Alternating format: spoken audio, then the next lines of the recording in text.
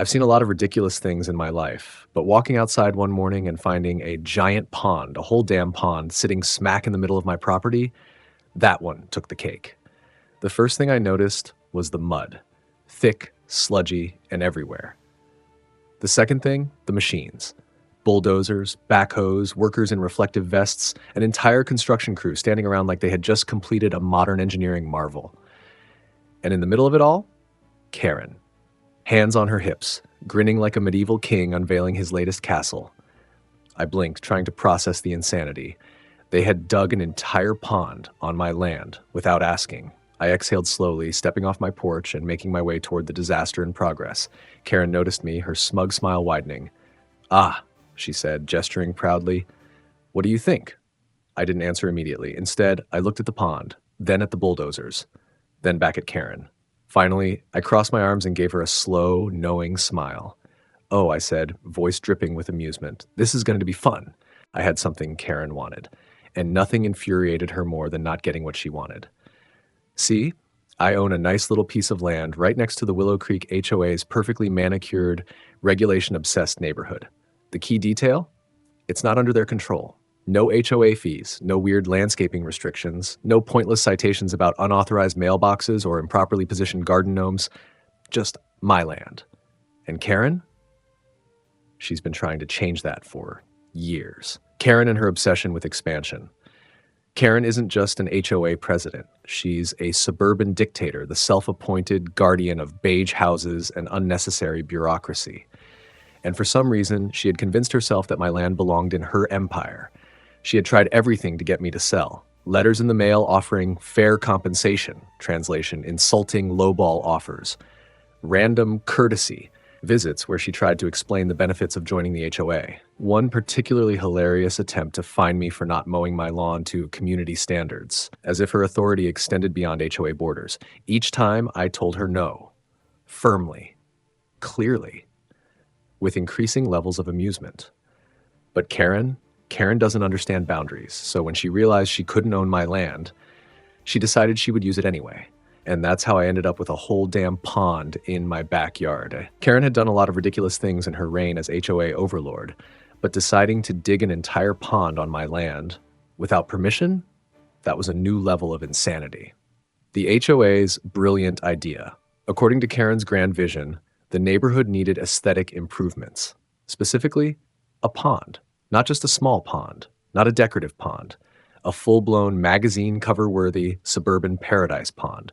The kind with ducks, the kind with a wooden bench and a fake Serenity sign. The kind that sounded great on paper until you realized she had built it on someone else's land. Mine.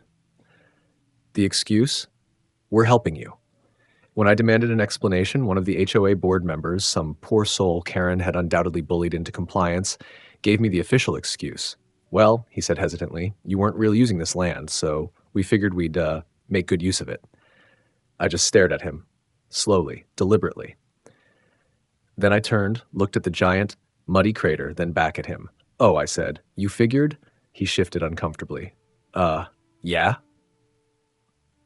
Karen's flawless logic. Karen, of course, had her own explanation. When I confronted her, she barely looked concerned. In fact, she was downright smug. "This pond," she announced, gesturing dramatically like she had just gifted me the Taj Mahal, "will raise property values for the entire neighborhood." I crossed my arms. "That's fascinating, Karen. But remind me, whose property is it on?" She waved a dismissive hand. "Oh, don't be dramatic. Once it's finished, you'll see how wonderful it is. You might even thank us." I let out a slow, deep breath. Karen thought she was playing chess. She thought that by digging the pond first, I'd be forced to accept it. She thought I'd give in, shrug, and let her get away with it. But Karen had made a serious mistake. She forgot who she was dealing with. And now, she was about to regret it. Karen thought she was unstoppable. She thought she could dig first, deal with consequences later. What she didn't know was that I was very good at finding consequences. So I went digging, not with a bulldozer, with paperwork. Shower step 1, check the permits. I sat down with my laptop, pulled up the state's online building permit system, and typed in the address. Nothing. I checked zoning approvals. Nothing. I searched any record of an environmental impact study. Absolutely nothing. Karen hadn't just cut corners, she had driven a bulldozer straight through them. This wasn't just a mistake. This was illegal. Step 2, land use laws. Next, I made a few phone calls, one to the county zoning office, one to the Department of Natural Resources. And the more I learned, the more Karen's little project started looking like a financial disaster waiting to happen. Ugh. No land use approval, violation of water drainage regulations, potential risk of groundwater contamination. That last one? Really bad news. Because if the pond messed with the local water table, Karen wouldn't just be looking at a fine. She'd be looking at a full-scale state investigation. Karen's biggest mistake. I leaned back in my chair, staring at the long list of violations in front of me. Karen hadn't just built on my land without permission. She had inadvertently broken multiple environmental protection laws, meaning this wasn't just my problem anymore. This was about to become the city's problem, the state's problem, Karen's worst nightmare. I closed my laptop and smiled. "Oh, Karen," I muttered, shaking my head, "you're about to have a very bad day." Karen had no idea what was coming. She was still smug, still convinced she had everything under control. And that made this even more fun. The confrontation. I found Karen exactly where I expected her, standing near the pond, clipboard in hand, watching workers add decorative rocks like she was Michelangelo sculpting the Sistine Chapel. I walked up, arms crossed. She barely acknowledged me, giving me a quick glance before turning back to admire her masterpiece. She said casually, "It's you." "Yep," I said. "It's me." I let the silence stretch. Then slowly I gestured toward the giant hole in my property. "So Karen," I said, "you want to explain?" She let out a dramatic sigh, tilted her head, and gave me a look of pure condescension. "It's just a small pond," she said, shrugging with fake innocence. "What's the big deal?" I stared at her, then at the bulldozers, the massive construction mess, the workers literally shoveling dirt as we spoke. "A small pond?" I repeated. "Karen, this thing is the size of a damn swimming pool." She rolled her eyes as if I was the one being unreasonable. I decided to cut straight to the point. "So," I said, voice casual, "have you applied for a permit yet?" For just a second, Karen's face twitched, a brief moment of realization. Then, just as quickly, her confidence returned. She straightened, lifted her chin, and smiled. "We are an HOA," she said, voice smooth. "We do everything for a good reason." I smiled back. "Oh, perfect," I said, "because I have a good reason to report this too." Her smile vanished. Like Karen thought she was untouchable. She thought the HOA was above the law, that she could build first and deal with the consequences later. What she didn't realize? I am the consequences. The report. That same afternoon, I sat down with my laptop and drafted 2 official complaints. One went to the Department of Natural Resources and Environment, detailing how the pond was illegally constructed, risking groundwater contamination, and potentially violating environmental laws. The other went to the Department of Land Planning, outlining how the HOA had trespassed on private property, failed to obtain a construction permit, and was now facing a serious legal issue. I attached photos, GPS coordinates, and a detailed breakdown of every violation I'd uncovered. Then, with a satisfied smirk, I hit send. Now, we wait. 48 hours later, Karen was probably still celebrating her pond project, completely unaware that her entire world was about to implode. Because at exactly 10:37 a.m., 3 official government vehicles rolled into the neighborhood, and they weren't here for tea and cookies. The inspection.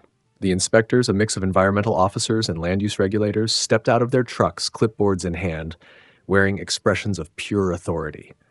Karen, who had been supervising a worker placing decorative stones near the pond, froze.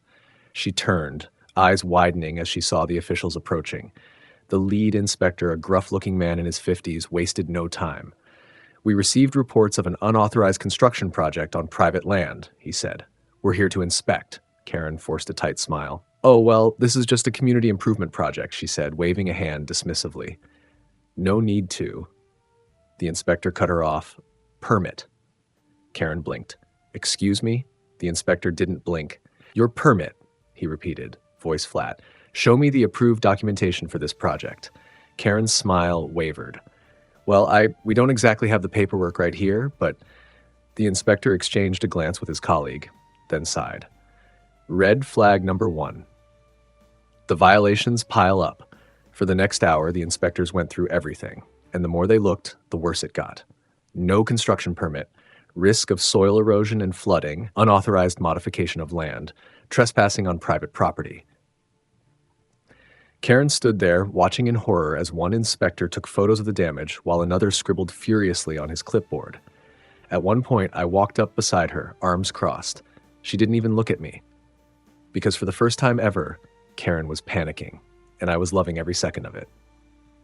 Karen's entire world collapsed in the span of a single sheet of paper. It wasn't even fancy legal jargon or a long, drawn-out battle in court.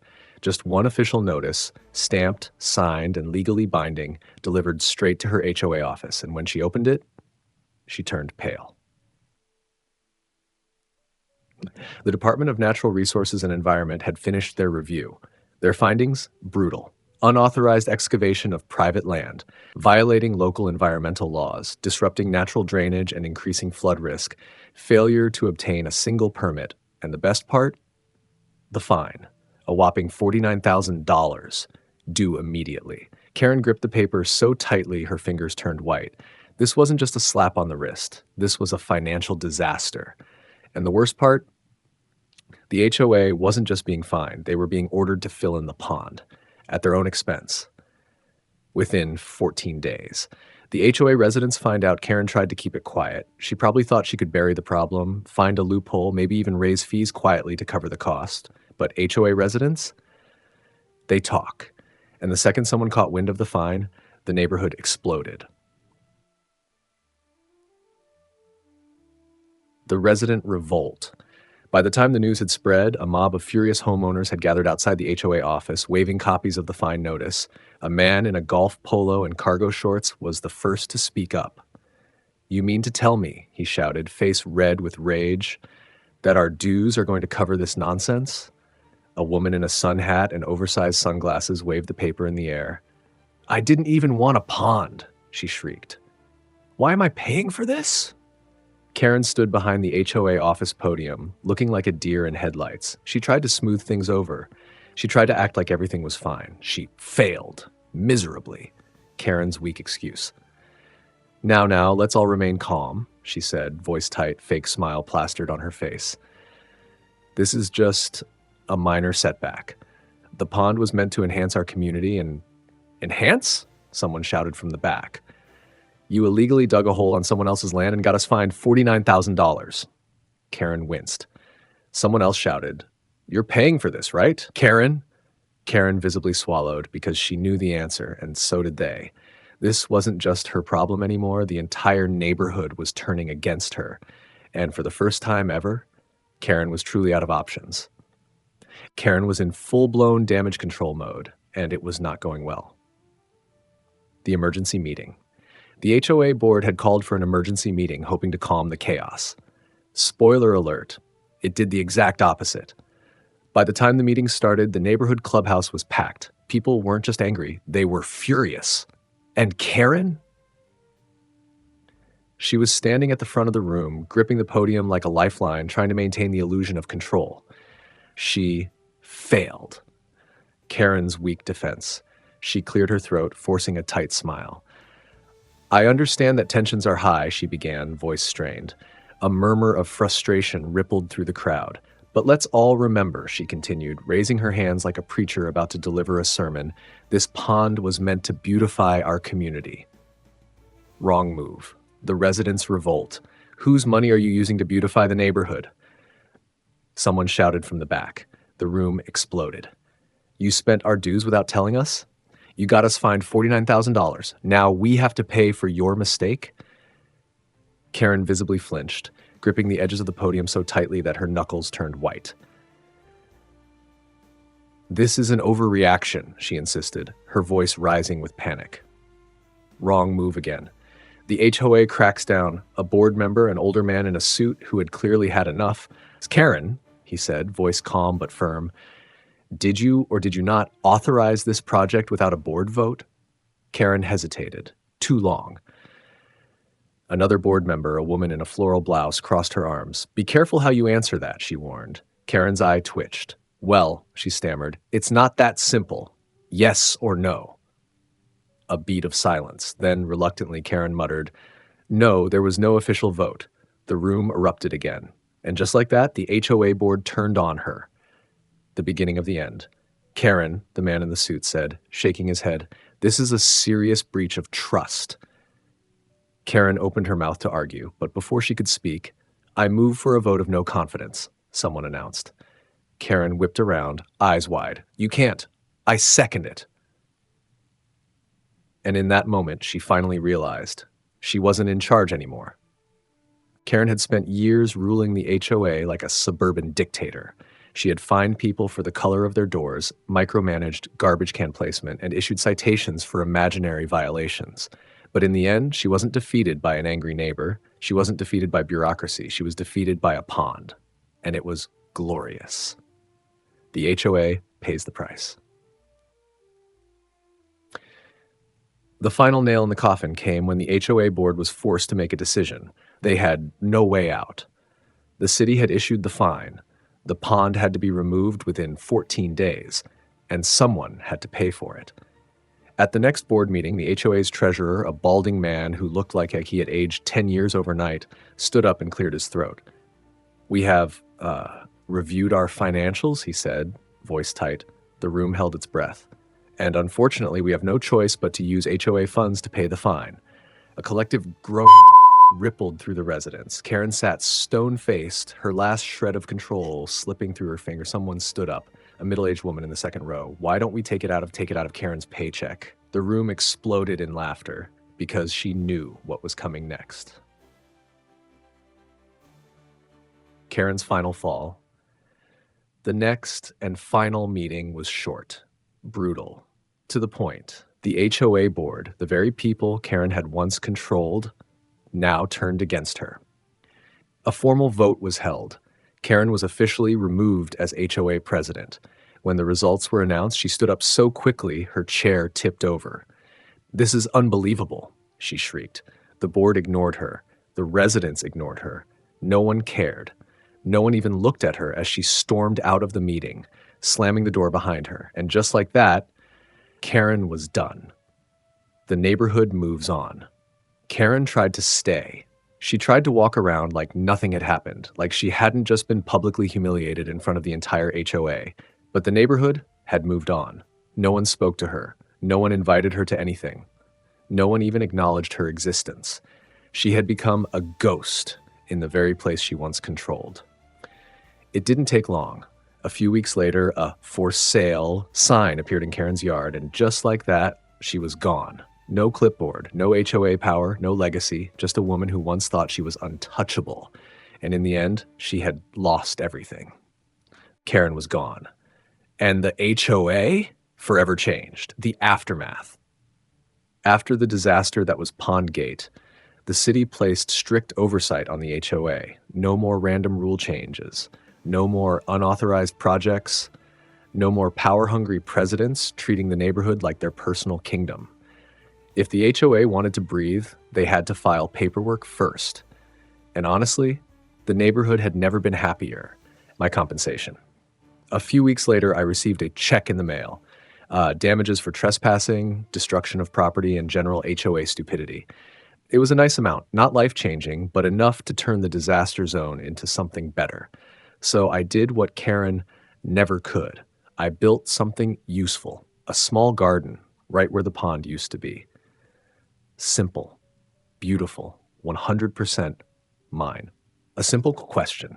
One afternoon, as I was watering the new garden, a kid from the neighborhood rode up on his bike. He skidded to a stop, staring up at me with wide, curious eyes. "Hey," he said, "are you the guy who took down the HOA?" I smirked, crouching down. "No, kid," I said. "I'm just a nature lover." He grinned. "Cool." Then he pedaled off, disappearing down the same streets Karen once ruled. Karen's quiet exit. Karen didn't say goodbye. She didn't hold a final meeting, didn't try to plead her case one last time. One day, a moving truck showed up in her driveway, and by the end of the week, she was gone. No clipboard, no power, no legacy. Just a woman who once thought she could control everything and lost it all. And the best part, nobody missed her.